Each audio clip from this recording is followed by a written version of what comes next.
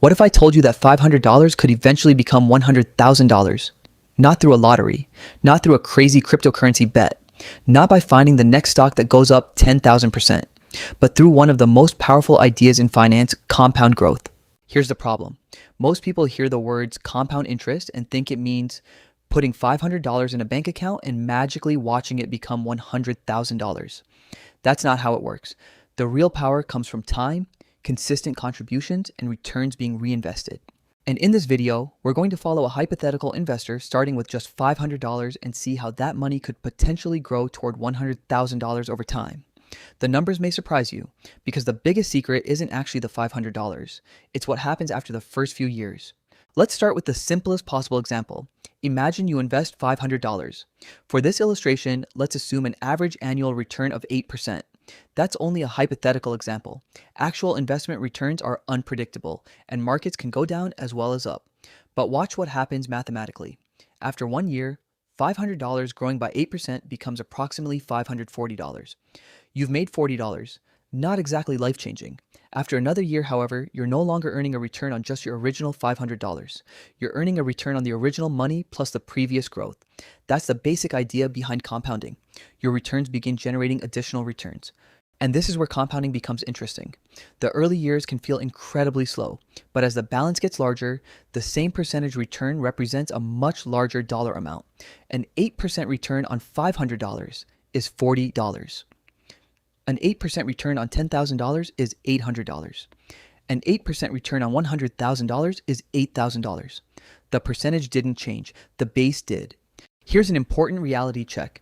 If you invest only $500 and never add another dollar, reaching $100,000 would take an extremely long time under ordinary hypothetical returns. So the real strategy isn't $500 will make me rich, it's $500 is my starting point. That's a completely different mindset. Your first $500 proves you can start. Then you add another $100, then another $100, then perhaps $250.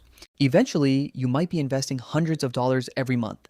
That's when the mathematics becomes much more interesting. You're combining two forces, your contributions plus compound growth. Your contributions provide the fuel.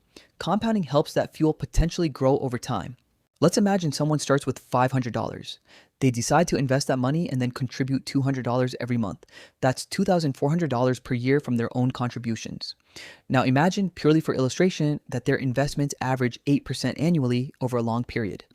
Again, this is not a guaranteed return. The market won't simply give you 8% every year. Some years could be positive, some could be negative. Some could be negative. But over a sufficiently long period, if the hypothetical average were 8%, the difference between contributing money and allowing it to compound could become substantial. And here's something fascinating. The investor doesn't have to make one giant deposit. They're simply making small contributions repeatedly, month after month, year after year. That's the part people underestimate.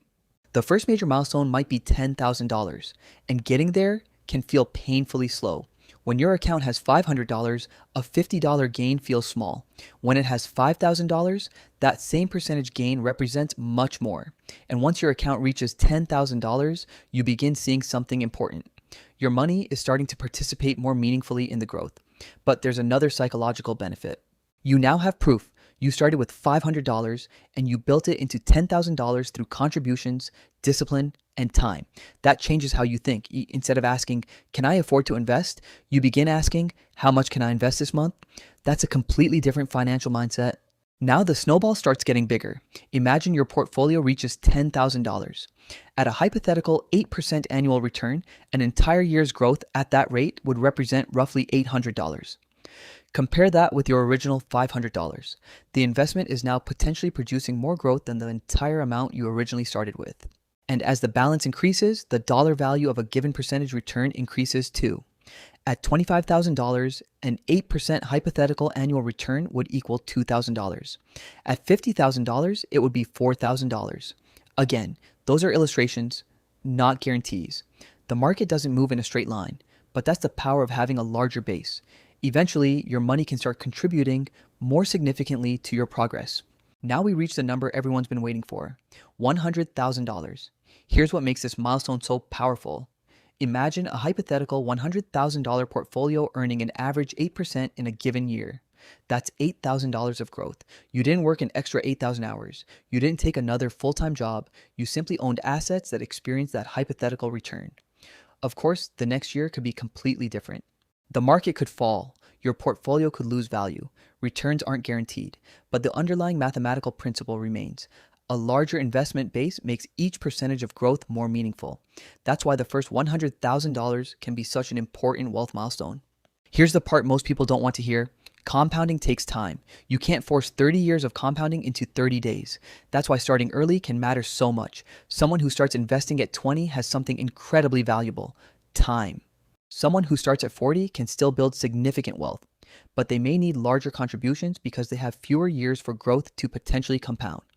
This is why waiting for the perfect time can be dangerous. You don't need to know exactly where the market will be 5 years from now.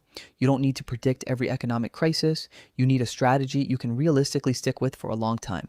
If you're trying to grow $500 into a much larger portfolio, there are 3 major levers. Lever number 1, time. The longer your money remains invested, the more opportunity it has to compound. Lever number 2, contributions. The more money you consistently add, the more capital you have working for you. Lever number 3, return. Higher returns can accelerate growth, but higher potential returns generally come with greater risk. And here's the mistake people make.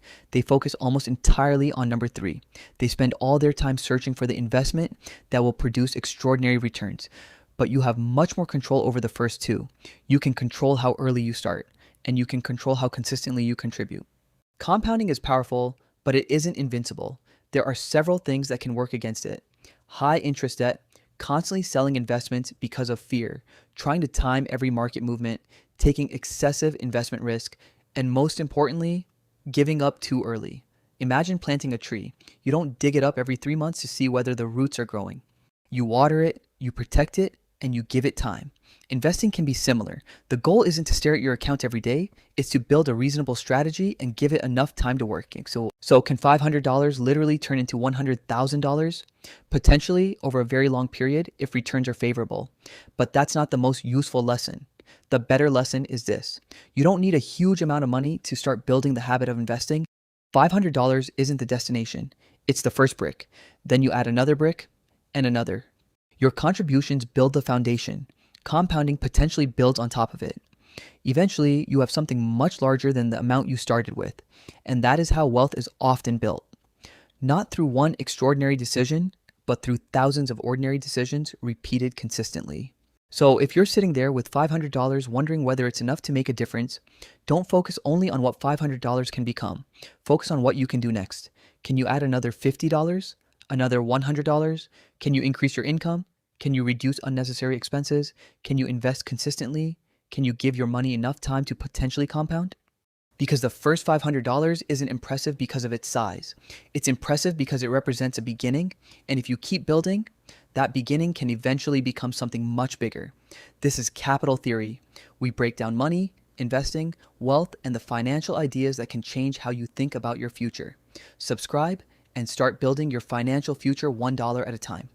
Educational content only. Investment returns are not guaranteed, and this video does not constitute personalized financial advice.